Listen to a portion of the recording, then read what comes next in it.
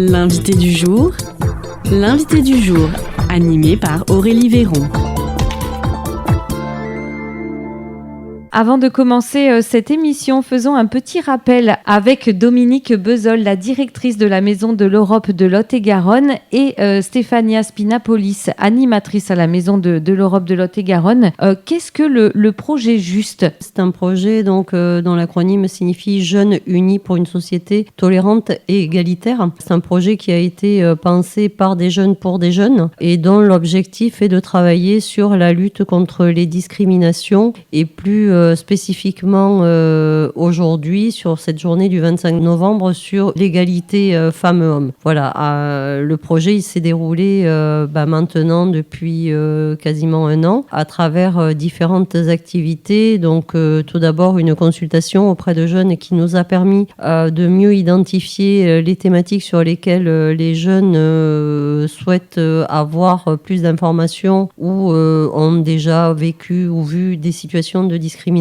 Ceci nous a permis ensuite de mettre en œuvre des ateliers sous forme de débat, théâtre, forum à destination de différents publics pour justement permettre d'aborder ces différentes thématiques de discrimination et aussi pouvoir leur donner des éléments de réponse et des outils concrets sur lesquels pouvoir s'appuyer. Aujourd'hui, donc, nous sommes le 25 novembre, nous sommes donc sur la journée événement phare de ce projet, qui était donc une journée avec l'animation d'un escape game, suivi de débats auxquels différents élus de la région, du département, de l'État ou experts d'associations ont pu participer et animer les débats. Donc le projet va se poursuivre maintenant par l'élaboration d'un livret citoyen qui va permettre de recueillir un peu tous les éléments qui ont été abordés tout au long du projet. Ensuite, donc toute la partie qui va aussi perdurer dans le temps, qui seront la création et la diffusion de vidéos, capsules vidéo sur les réseaux sociaux qui permettront d'avoir des informations pour tous les jeunes.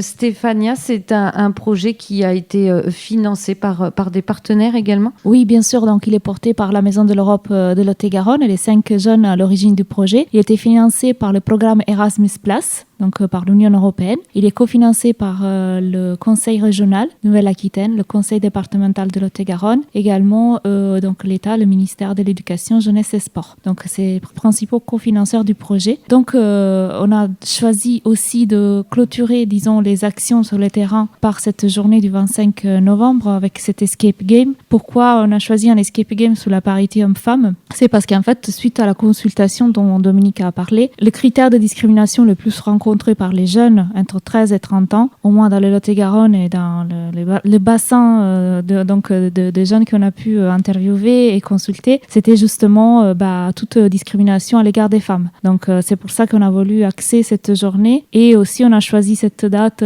parce que c'est la journée contre la violence faite aux femmes. Donc c'est pour ça qu'on a voulu l'organiser tout au long de cette journée. Donc voilà, on a eu bien 5 groupes de jeunes qui ont fait le jeu, qui ont participé et qui après, ils ont débattu sur différentes thématiques liées à l'égalité homme-femme. On va donner maintenant la parole à l'un de vos partenaires. Merci. Merci.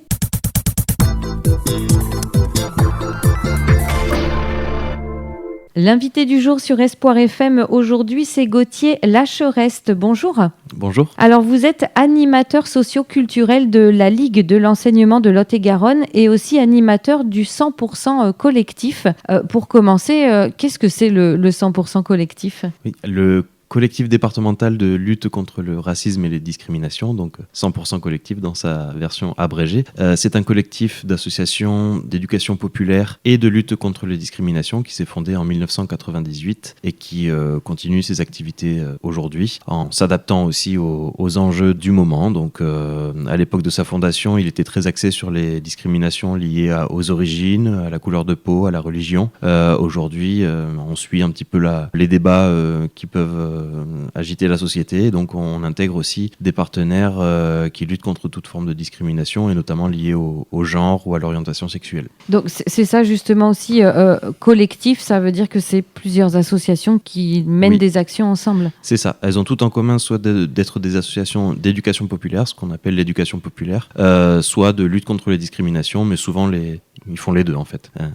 Alors, il me semble qu'en mars, il y avait une journée spécifique. Ça existe encore? Il y a encore des animations sur cette journée? Oui, il s'agit de l'animation phare du collectif, qui est ce qu'on appelle le forum à ciel ouvert ou le forum du vivre ensemble, qui consiste à descendre dans la rue avec des propositions d'animation qu'on adresse aux passants autour donc de cette thématique des discriminations au sens large, avec donc les représentations, les préjugés et donc avec toutes les formes de discrimination possibles et imaginables. Voilà, on fait ça tous les ans autour du mois de mars, puisqu'il y a la journée de lutte contre les discriminations, qui est donc notre date phare.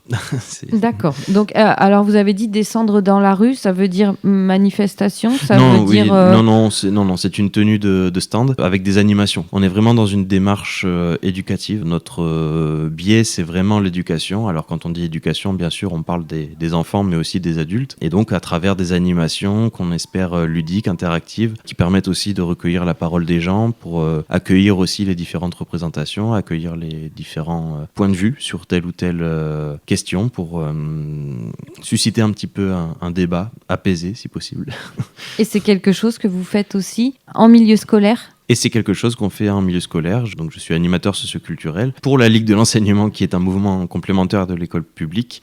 Et donc, à ce titre, j'anime beaucoup d'ateliers sur la thématique de l'égalité entre les femmes et les hommes, mais bien d'autres thématiques autour, liées à la citoyenneté, finalement. Oui, je m'adresse beaucoup à un public de collégiens, mais j'ai été amené aussi à travailler avec des enfants d'école primaire, du premier degré. Et donc, l'approche est toujours la même. On recueille un petit peu la parole, on recueille les représentations, on essaye de travailler collectivement sur la façon d'aborder une thématique, essayer d'apporter des réponses à un certain nombre de questionnements que peuvent avoir nos publics. Oui, c'est ça, c'est pas intervenir en milieu scolaire pour donner des leçons, c'est ouvrir la discussion, c'est surtout ça. Oui. Et le libre arbitre aussi, peut-être. C'est ça, on a une démarche qui se démarque un petit peu de l'éducation nationale, de par notre statut, c'est-à-dire je suis animateur socioculturel, je suis pas un spécialiste des questions que j'aborde, puisque j'en aborde tellement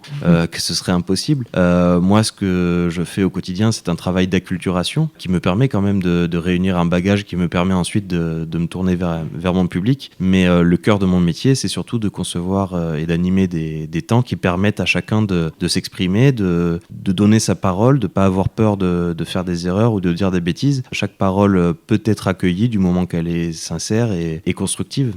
Sur ces animations-là, ce qu'on cherche avant tout, c'est vraiment recueillir cet ensemble de paroles en essayant d'aboutir à un résultat commun, qui donc devient un petit peu notre bien commun, ce sur quoi on va s'appuyer pour la suite. Donc cette journée du 25 novembre à la Maison de l'Europe de Lot-et-Garonne, c'est quelque chose d'inspirant pour vous aussi dans votre métier au quotidien? Oui, on est toujours content de pouvoir participer à des animations qui sont portées par des collègues, finalement, qui font la même chose que nous. C'est une thématique qui est inspirante, c'est un format qui est alors de plus en plus répandu, mais qui reste extrêmement pertinent, puisqu'il permet d'aborder la diversité de cette thématique sans être descendant, sans être donneur de leçons. C'est informatif, ça permet l'échange, c'est fidèle aux valeurs de l'éducation populaire, et c'est ce qu'on veut. Donc pour le rappeler à nos auditeurs, cette journée à la Maison de l'Europe de Lot-et-Garonne, donc dans le cadre du projet Juste, Jeunes Unis pour une société tolérante et égalitaire, eh bien ça consistait en un escape game proposé par la société Prevup, suivi d'un débat, et vous en avez animé un débat. Tout à fait. Avec ce qui me tient à cœur, c'est-à-dire l'éducation. Le gros point positif de cette animation, comme je disais, c'est qu'elle a permis d'aborder cette thématique d'égalité entre les femmes et les hommes de façon très vaste. Donc on a fait du droit, on a fait un petit peu de sociologie, puisqu'on a parlé du milieu professionnel, on a parlé de plein de choses, et donc j'ai pu apporter un petit peu, abonder les échanges avec mon angle d'attaque, si je peux m'exprimer ainsi, qui est donc l'éducation et le changement lent mais certain des mentalités par le biais donc de l'éducation, qui est, je pense, le nerf de la guerre, un petit peu. Tout à fait. Le public aujourd'hui, c'était des jeunes, pas des collégiens, plutôt lycéens et au-delà, jeunes majeurs aussi. Comment ça s'est passé avec eux? très bien. Ça permet, quand on essaye de recueillir de l'expérience, avoir affaire à un public plus âgé, c'est aussi plus de retours d'expérience. C'est aussi des points de vue qui ont eu le temps de se forger. C'est des avis très intéressants qui peuvent ressortir. Et pour nous, c'est un matériel d'autant plus intéressant puisqu'on peut creuser un petit peu davantage dans les difficultés auxquelles on peut être confronté quand on prétend lutter contre les inégalités entre les femmes et les hommes. On a passé un long moment à discuter des limites de la loi, par exemple, et des limites de la règle, de ce qu'elle pouvait apporter et de ce qu'elle ne pouvait pas. Et encore une fois, moi, ça m'a permis de reparler à nouveau de l'éducation et du rôle qu'elle a joué dans ce combat-là. Oui, parce que très souvent, quand on ne sait pas qu'on dépasse les limites, enfin voilà, c'est pas évident aussi quand on ne l'a pas appris, quand on le sait pas. Je pense notamment à la difficulté d'internet et par exemple du harcèlement sur internet. Est-ce que publier la photo de quelqu'un c'est légal ou pas sans son consentement? Enfin voilà, tout est un petit peu compliqué. Quand on le sait pas, on peut se faire avoir entre guillemets par la loi aussi. Exactement. Alors se faire avoir par la loi, oui. Je ne sais pas en tout cas. On peut le faire un peu innocemment. Enfin oui, c'est pas facile de poser les bons mots, mais non, voilà, la loi.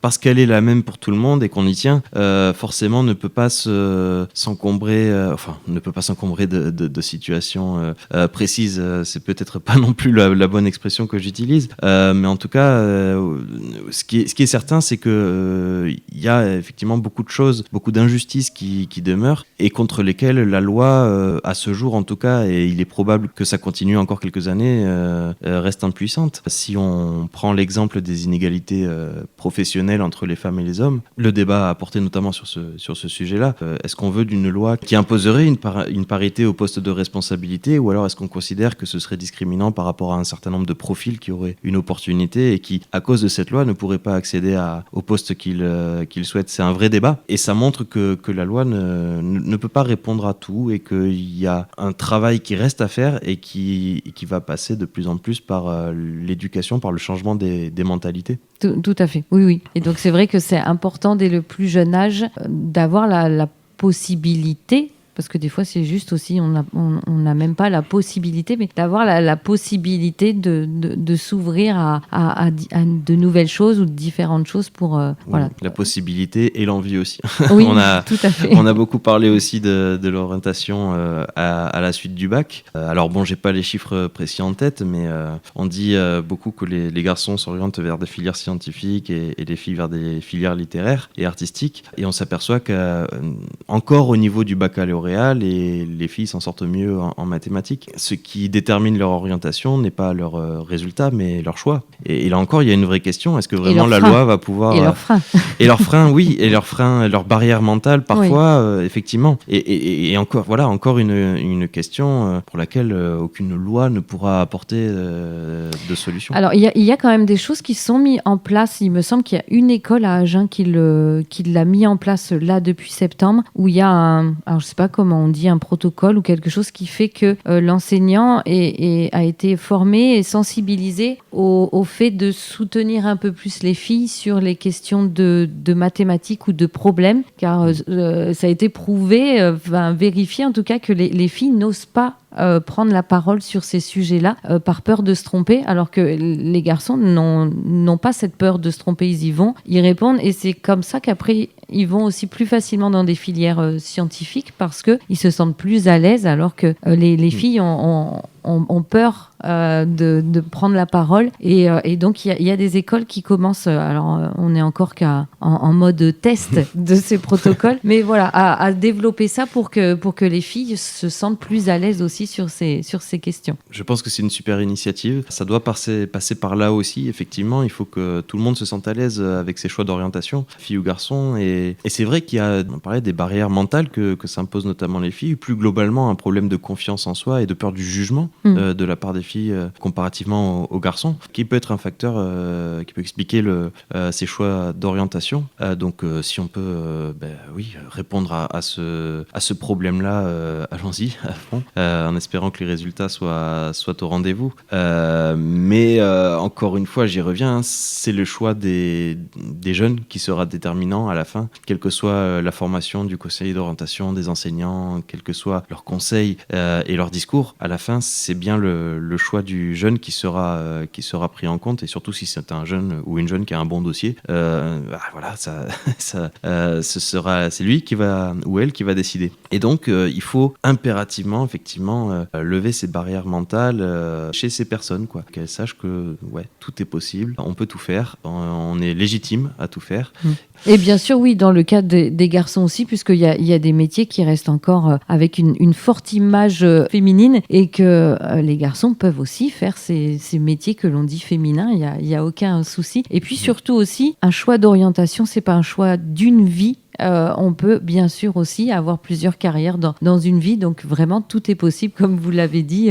Mais en tout cas, merci beaucoup Gauthier Lachereste. Donc je le rappelle, vous êtes animateur socio-culturel de la Ligue de l'enseignement de Lot-et-Garonne et aussi animateur du 100% collectif. Si on souhaite en savoir plus sur la Ligue, on le sait, il y a un site internet, le 100% collectif, on le retrouve sur le même site ? Oui, voilà. On n'a pas de site, le 100% n'a pas de site en propre, donc vous pouvez retrouver les informations sur le site internet de la Ligue. Bon, merci beaucoup en tout cas. Merci à vous. C'était l'invité du jour, animé par Aurélie Véron.